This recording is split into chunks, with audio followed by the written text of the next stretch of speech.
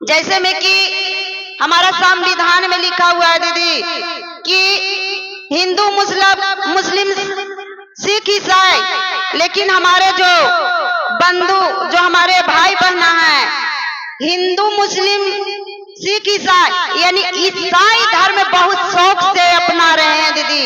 लेकिन ईसाई धर्म का मतलब समझिए दीदी, आप तो अपने फायदे के लिए ईसाई धर्म अपना लिए, लेकिन अगले दिन के बारे में सोचिए। जो यहाँ पे हमारे बानी यदि सुन रहे हैं, यहाँ पे तो जितना उपस्थित है सब हमारे शिष्य परिवार हैं। यहाँ तो नहीं हो सकता है कि कोई वैसन का में गए हैं दीदी। आप लोग जाते हैं दीदी? हाथ उठाइए, क्या जाते हैं दीदी? कोई नहीं जाते हैं। बहुत सुंदर की बात है दीदी। देखिए, ईसाई धर्म जब अपनाते हैं दीदी, तो आपका शादी भी ईसाई लोग से करनी होगी। जब आप ईसाई धर्म को अपनाते हैं तो शादी भी आपका ईसाई से करनी होगी। इसलिए ई ना कि मतलब आप ईसाई धर्म को मान रहे हैं, आप शादी हमको से करने चला है, आप हमारा बच्चा से करने आए, हम जानेंगे उसी दिन आपको घर शादी नहीं करेंगे। जिस दिन हम जान जाएंगे कि आप धर्म परिवर्तन किए हैं, उस दिन हम आपको घर शादी नहीं करेंगे। शादी का कि हम पानी भी नहीं पिएंगे। तो इसलिए ज्यादा शौक यदि आप जिनको नासा चढ़ा है कि हम धर्म परिवर्तन करेंगे, तो सरला धर्म अपनाइए ना। सरला धर्म इसलिए नहीं आप अपनाते हैं कि उतना आप कर नहीं पाइएगा। सरला धर्म का है कि आप अपने हाथ से खाना नहीं बना पाइएगा, आप खेती नहीं कर पाइएगा, आप बाल बच्चा पैदा नहीं कर पाइएगा। वो करने में तो आप लोग का दम भार पड़ेगा।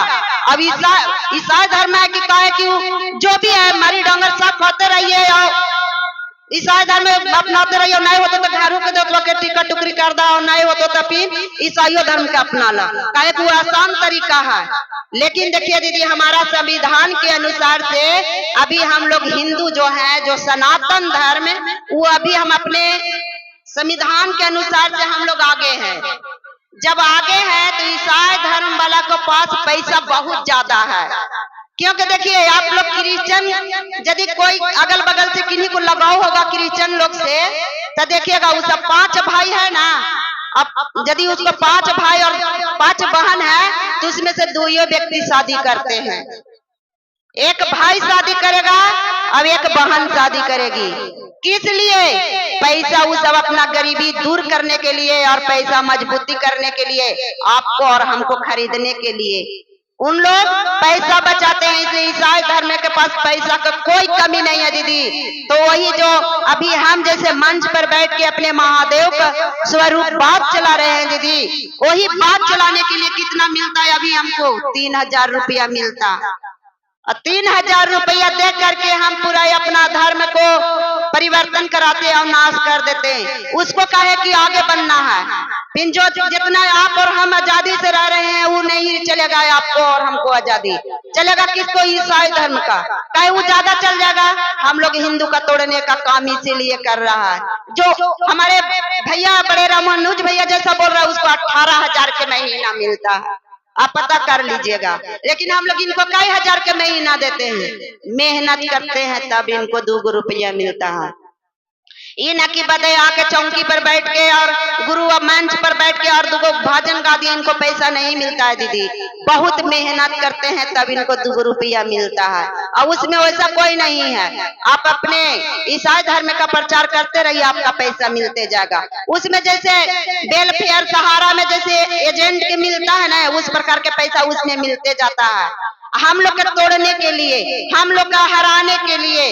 यदि बहुत अफसोस की बात होती है दीदी कि हमारे भारत में जब अपने हिंदू का कदर नहीं कीजिएगा, तब कब कीजिएगा? हमारे साहेब भैया के दिए हुए 3 सूत्र का देश में नहीं, अपना विदेश में, जापान में, भूटान में, हर जगह पर हमारे साहेब भैया को 3 सूत्र के माध्यम से लोग मान रहा है और चल रहा है और कर रहा है दीदी।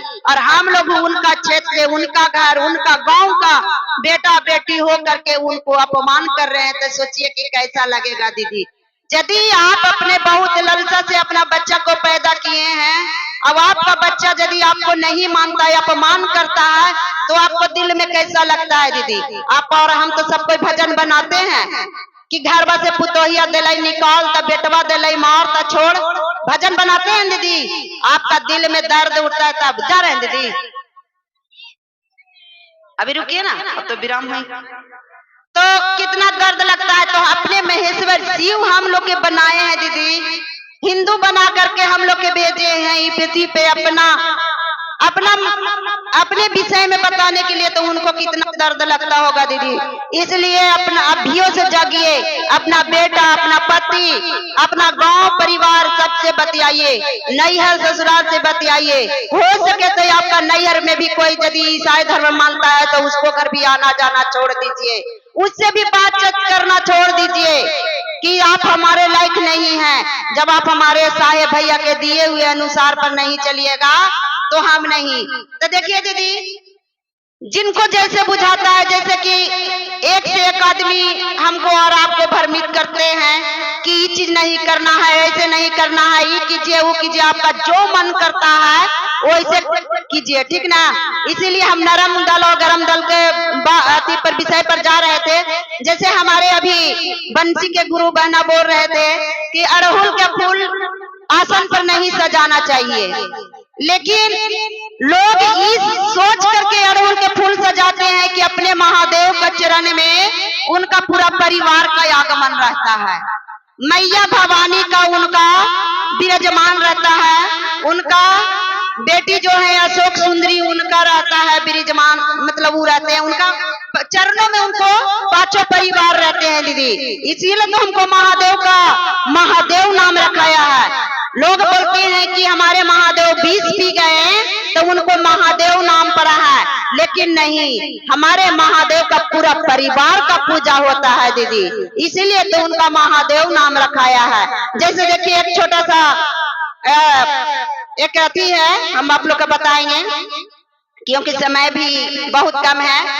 एक व्यक्ति था, वो महादेव से, अपने महादेव का भक्त थे। जैसे हमारे रूबी दीदी बहुत महादेव का लेके झंडा चल रहे हैं, तब इनका भी विरोध करने वाला बहुत लोग होगा मंगरा में। तो वो बोला कि ठीक है, आपका महादेव में बहुत सत्य है, तो थोड़ा लेके चलिए, अपना महादेव का भी दिखा दीजिए, रुतबा रिवाज क्या है आपका महादेव का, कैसे मानते हैं कि बहुत विद्यमान है।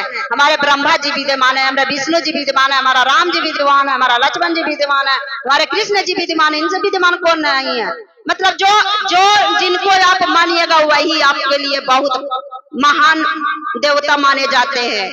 तो जो उनका अपने महेश्वर शिव को जो शिष्या था, वो बोला कि चलिए हम दिखाते हैं हमारे महादेव के महादेव क्यों नाम पड़ा से। जब गए वहां पे गए तो हमारे महादेव के लीला सही परंपार है दीदी। आप लोग के चर्चा सुनने में मन नहीं लग रहा है दीदी? एक बार प्रेम से बोलिए बजरंगबली की जय। उनका भक्त है, उनका रुद्र जन्म का याद करवा दिया इन लोग का, इसलिए कि हमारे गुरु का नाम नहीं लिए कि गुरु अपने गुरु का रूप में है, भगवान नहीं कह सकते हैं उनको। तो देखिए जब अपने महेश्वर शिव को जब वो चरणों में गए तो वहां जब गए तो देख रहे हैं कि हमारा महादेव बसहा पे सवार होके बैठे हुए हैं। पहला गेट में जब गया तो महादेव को देख रहा है कि बैल पूरा बसहा बैल पे अपना आसन लगा के बैठे हुए हैं पूरा मजबूती से, क्योंकि उनका भी दिखाना है कि आज जब तुम आ ही रहे हो देखने के लिए तो आओ देखो। दूसरा का गेट में जब गया तो वहां देख रहे हैं कि मैया भवानी दुर्गा पे सवार हैं। तीसरा का गेट पर गया तो देख रहा है कि वहां पे एक कार्तिक भगवान मोर पे सवार हैं। फिर गया तो गणेश जी चूहा पे सवार हैं और अशोक सुंदरी जो उनकी बेटी हैं अपने पिता को जांग पर विराजमान थे।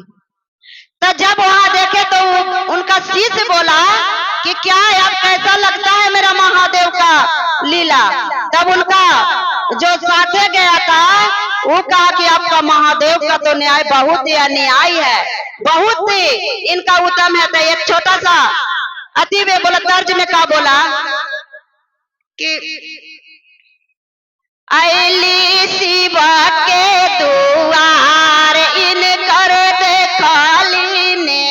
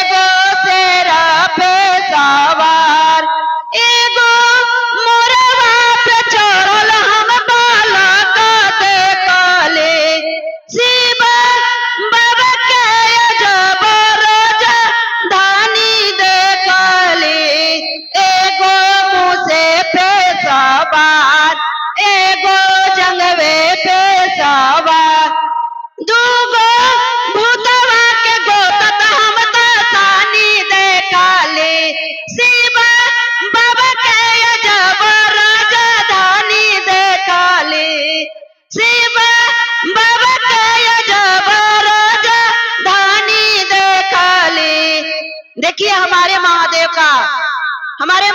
का शरणों में कितना चीज का यहाँ पे जगह है दीदी, और इनका शरण में जगह मिला है, इसलिए माहेश्वर शिव के अलावे और किसी को शरण में नहीं जाइए दीदी। आपको और हमको कहीं जगह नहीं मिलेगा दीदी, इसलिए अपने महेश्वर शिव के चरणों में रहिए दीदी। हम